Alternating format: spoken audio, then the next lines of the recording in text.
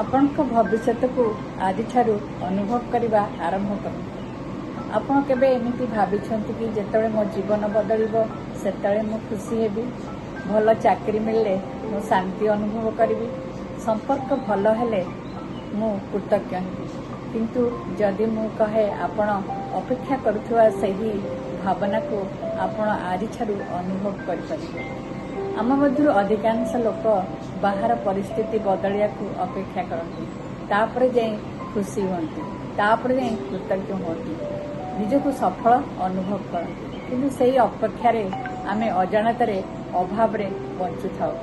ମୋ ପାଖରେ ଏବେ ନାହିଁ, ମୁଁ ଏଯାଏ ପହଞ୍ଚିନି, ମୋ ସମୟ ଆସିନାହିଁ, ଏହି ଚିନ୍ତା ଆମ ଶରୀରକୁ ମଧ୍ୟ ସେହି ଅନୁଭୂତି ଦେଇଥାଏ। କିନ୍ତୁ ପରିବର୍ତ୍ତନ ଆରମ୍ଭ ହୁଏ ବାହାରେ ନୁହେଁ, ଭିତରେ। ଯେତେବେଳେ ଆପଣ କୃତଜ୍ଞତା, ପ୍ରେମ, ଆନନ୍ଦ, ଆଶା ଏବଂ ନିଜ ଉପରେ ବିଶ୍ୱାସରେ ବଞ୍ଚନ୍ତି, ଆଜିଠାରୁ ଅନୁଭବ ଆରମ୍ଭ କରନ୍ତି, ଆପଣଙ୍କ ଶରୀର ସେ ଭବିଷ୍ୟତକୁ ସତ ବୋଲି ବିଶ୍ୱାସ କରିବା ଆରମ୍ଭ କରେ।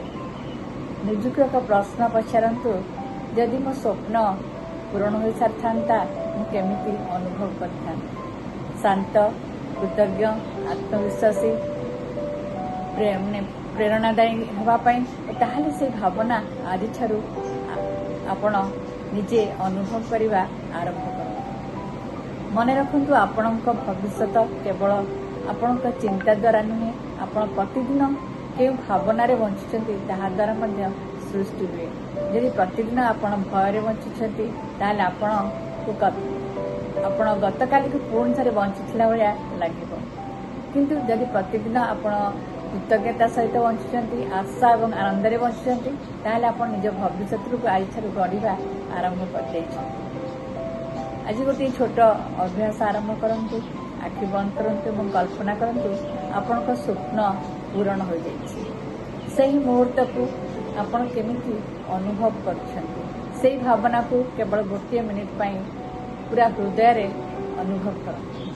କାରଣ ପରିବର୍ତ୍ତନ ସେତେବେଳେ ଆରମ୍ଭ ହୁଏ ଯେତେବେଳେ ଆମେ ଭବିଷ୍ୟତକୁ ଅପେକ୍ଷା କରିବା ବନ୍ଦ କରି ଭବିଷ୍ୟତର ଭାବନାକୁ ଆଜିଠାରୁ ବଞ୍ଚିବା ଆରମ୍ଭ କରିବା।